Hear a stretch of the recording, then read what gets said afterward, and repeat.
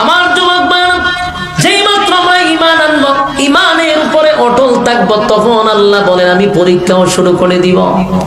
কারণ ঈমানদার ঈমানের পরীক্ষা দিয়েই তো জান্নাত পাবে। বিনা পরীক্ষায় আল্লাহ জান্নাত দিবে না রে। পরীক্ষা দিবে, কারণ এমন কোন নবী নাই, এমন কোন রাসূল নাই যাদেরকে আল্লাহ পরীক্ষা নেয় না। এই যুবক ভাইরা, বলুন যত নবী রাসূল দুনিয়াতে পাঠাইছে, আহলে সুন্নাত ওয়াল জামাতের আকীদা হলো নবীরা হলো মাসুম। কথা হয় না? আমাদের আকীদা হলো নবীদের কোনো গুনাহ নাই, নবীরা মাসুম, তাদের কোনো গুনাহ নাই, তারা মাসুম। তাহলে নিষ্পাপ নবীদেরকেও আল্লাহ পরীক্ষায় ফলাইলো কেন?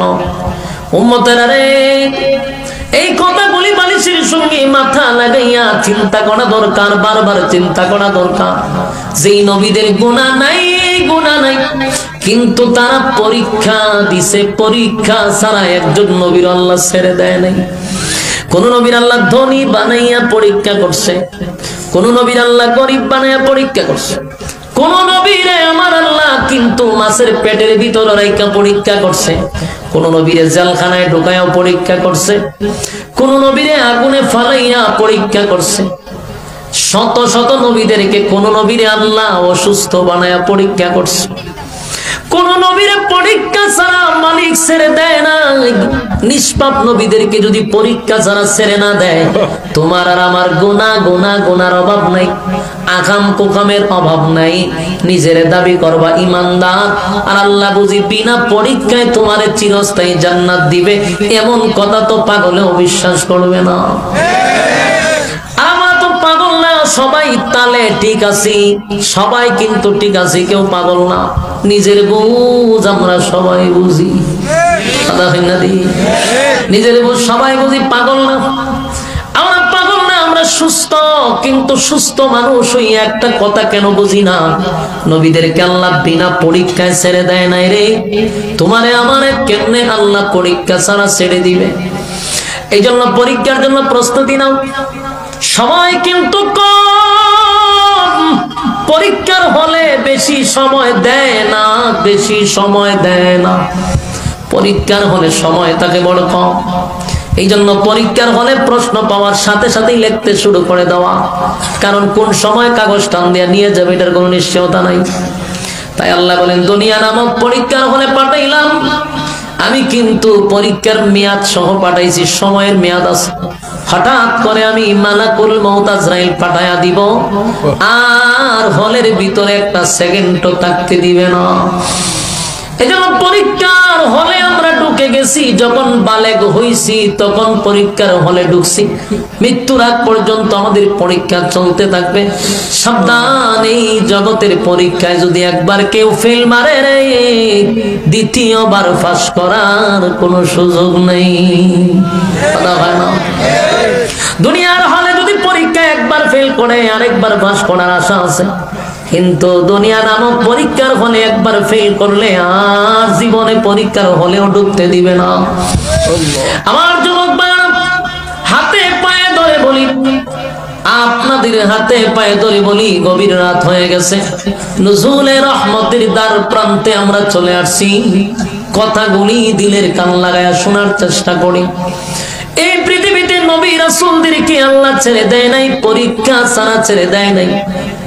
আইয়ুব নবীর নাম আপনারা শুনছেন, জাকারিয়া নবীর নাম শুনছেন, ইব্রাহিম খলিলুল্লাহর নাম শুনছেন। এমন কোন নবী নাই গো যাদেরকে পরীক্ষা নেয় না। ইব্রাহিম খলিলুল্লাহর আল্লাহ কতবার পরীক্ষা করছে, সব পরীক্ষায় ফার্স্ট ডিভিশনে পাস করছে। সুবহানাল্লাহ। কোন পরীক্ষায় 99 না 100% নাম্বার পাইছে ইব্রাহিম খলিলুল্লাহ। ছেলে ইসমাইলকে কোরবানির সময় আল্লাহ পরীক্ষা নিছে, পাস করছে 100 নাম্বার পাইয়া। আগুনের মধ্যে পড়ে গেল, আল্লাহ কয় সেখানে 100 নাম্বার পাইছে। আবার সন্তানরে পাহাড়ে রাইখা, বিবি বাচ্চারে রাইখা উনি চলে গেলেন দূর, বহু দূর। পিছনে একবারও ফিরে তাকাইলেন না। দুধের বাচ্চা, মা এবং শিশু বাচ্চাকে দুইজনকে এক জায়গায় রেখে, যেখানে পানি নাই, কোন ধরনের খাবারের ব্যবস্থা নাই, নির্জন একটা জায়গায় রেখে আল্লাহ হুকুম দিছে, ইব্রাহিম রে চলে যাও দূর বহু দূরে। পিছনের দিকে একবার তাকাইল না, সেখানে ইব্রাহিম খলিলুল্লাহ পরীক্ষায় পাশ হয়ে গেল। এই জন্যই আল্লাহ লকব দিছে খলিলুল্লাহ, আল্লাহর বন্ধু পরীক্ষায় পাশ করছে। জাকারিয়া নবীর নাম শুনছেন, বহু বছর দাওয়াত দিল কিন্তু উম্মতেরা দাওয়াত গ্রহণ করে না। উল্টা জাকারিয়া নবীরে মারার জন্য দৌড়ানো শুরু করলো। দৌড়াইতে দৌড়াইতে জাকারিয়া নবী একটা বিশাল গাছের সামনে গিয়া দাঁড়াইছে। গাছের কাছে গিয়া বলে, গাছ রে, পিছনে শত্রু বাহিনী, কি করা যায়? গাছ দুই মাঝখান দিয়া ফাঁক হইয়া বলে, পয়গম্বর আপনি আমার ভিতরে আসেন। যেই মাত্র ভিতরে ঢুকছে, গাছ আগের মতো ওনারে গিলে ফেলছে। জাকারিয়ার বাহিনী আইসা আনতে চাই কিন্তু সে পলায়া গেছে। শয়তানে কয়টার ভিতরে আছে, এরা হয় বাইরিয়া ফিরের সামনে দিলাম। ফাইজলামি করেন মিয়া, গাছের ভিতরে কি মানুষ ঢুকতে পারে? রাগ ওনারই কথা, গাছের ভিতরে কি মানুষ ঢুকতে পারবো? কিন্তু শয়তান তো ডাইরেক্ট কইতে পারে না যে আমি মিস্টার ইবলিস, এত কয় না যে আমি শয়তান, এত ভালো মানুষের শুরু করছে। লাস্টে কয় কেমনে বিশ্বাস করাইতে পারে? ওই দেখেন গাছের ভিতরের বাহিরে একটা জাকারিয়া মজে যায়, গাছ সরে গেছে। কয় জাকারিয়া নবী জাদু জানে। এখন এরা বিশ্বাস হয়েছে, হইতে পারে। কাপড়ও দেখা যায় পাঞ্জাবি পরা ছিল। এখন জাকারিয়া পয়গম্বরকে তারা মারার জন্য প্রস্তুতি নিল। খরাত চিনুনি কথা নবী খরাত চিনে না, এটা গুতা দিয়ে ফোন লাগে কেন? খরাত লই আইছে গাছ কাটতো। চিন্তা করেন এই উম্মত কত জাহেল, তারা নবী মেরা লায়, কি পরিমাণ খারাপ ছিল। খরাত জাকারিয়া নবীর কানে আসতেছে। জাকারিয়া নবী দেখে খরাত যেইভাবে সামনে আগাইতেছে, মাথা দুই ভাগ করে লইব নিশ্চিত। এবার জাকারিয়া নবী বলেন, মালিক আমার আপনি বাঁচান। আল্লাহ বলেন, জাকারিয়া বেঁচে গেলি, বেঁচে গেলি। যদি তুই আমার শরণাপন্ন না হইতি, তোর নবুয়ত আমি চিনায়া নিতাম, আমি তোমার নবুয়ত চিনায়া নিতাম। শয়তান, এটা শয়তান বুঝতে পারছে। যেই মাত্র করাত আসছে, জাকারিয়া নবীর ভিতরে আল্লাহর কাছে আশ্রয় চাইছে। আল্লাহ কয়, জাকারিয়া রে, আমারে টাকার কারণে নবুয়ত বহাল রাখলাম, চিনায়া নিব না, কিন্তু একটা টু শব্দ করবি না। ও জাকারিয়া, গাছের কাছে সাহায্য চাওয়ার আগে আমি আল্লাহর কাছে কেন চাইলি না? কেন একবার বললি না, মালিক আমারে বাঁচান গো? আমি আল্লাহরে কেন বললি না? গাছের কাছে কেন সাহায্য চাইলি? চাইলি তো চাইলি, আবার আমি আল্লাহরে যেহেতু স্মরণ করলি, আমি তোর নবুয়ত নিব না রে জাকারিয়া। কিন্তু আমি আল্লাহর ওয়ার্ডার হলো, একটা টু শব্দ করবি না। এই মুহূর্তে তোর মাথার উপর করাত চলবে, দুই টুকরা করবে রে জাকারিয়া তড়ে, কিন্তু হা হু করবি তো নবুয়ত ছিনায়া নিব। জাকারিয়া নবী বুঝতে পারছে আমার উপরে পরীক্ষা চলতেছে। আল্লাহ জাকারিয়া নবীর উপরে পরীক্ষা চালায়া দিল। জাকারিয়া নবী একেবারে দাঁড়ায় আছে, করাত মাথার উপর দিয়া চলতেছে। বলুন এটা কি স্বাভাবিক? দটাও পড়ে নাই, কারণ মালিকের নিষেধ। পরীক্ষা চলতেছে, জাকারিয়া নবীও পরীক্ষায় 5 ডিভিশনে পাস করছে, নাম্বার কম পায় নাই। আল্লাহ বলেন, পরীক্ষা ছাড়া আমি কাউরে ছেড়ে দেই নাই। যুবক ভাইরা আমার, আপনারা জানেন হযরত সুলাইমান পয়গম্বরকে আল্লাহ পরীক্ষা করছে রাজত্ব দিয়া। এত রাজত্ব দিছে, পৃথিবীর শুরু থেকে নিয়ে আজ পর্যন্ত এত বড় রাজত্ব আল্লাহ কেউরে অতীতেও দেয় নাই, কিয়ামত পর্যন্ত আর কাউরে দিবে না। এত বড় রাজত্ব সুলাইমান নবীরে দিছে। গোটা পৃথিবীর বাদশা ছিল সুলাইমান নবী, শুধু মানুষের বাদশা নয়, সুলাইমান নবী ছিল জিন্নাতের নবী, সমস্ত কিছুর নবী ছিল সুলাইমান।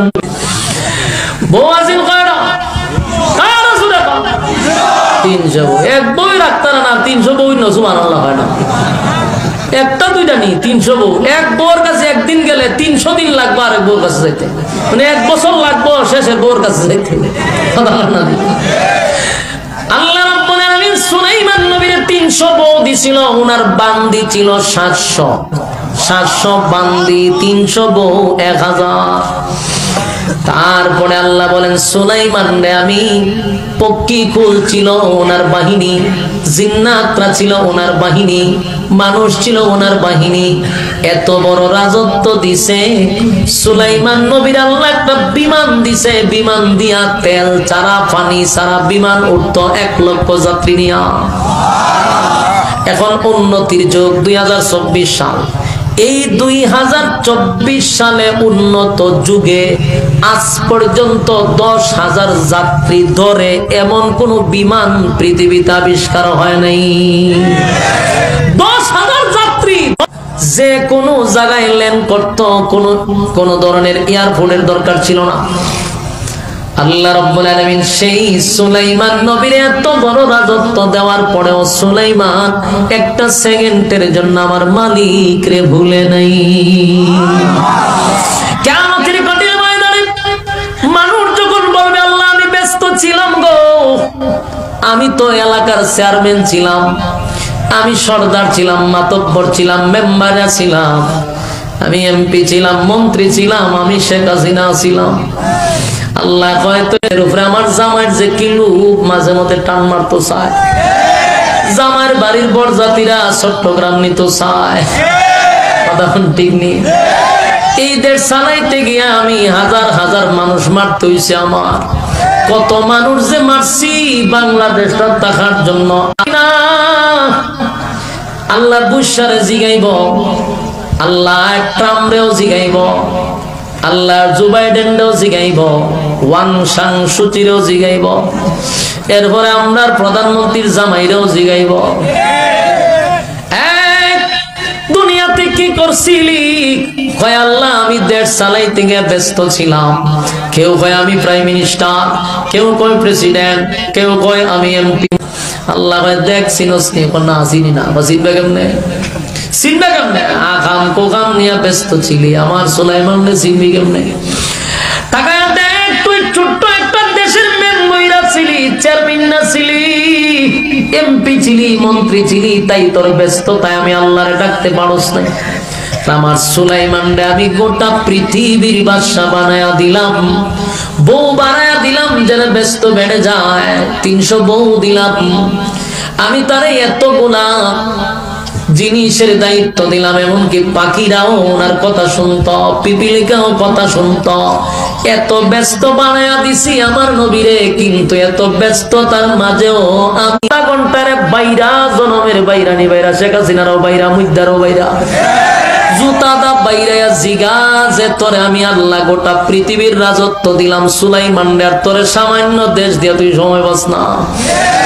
খন ভিড়াইব নি?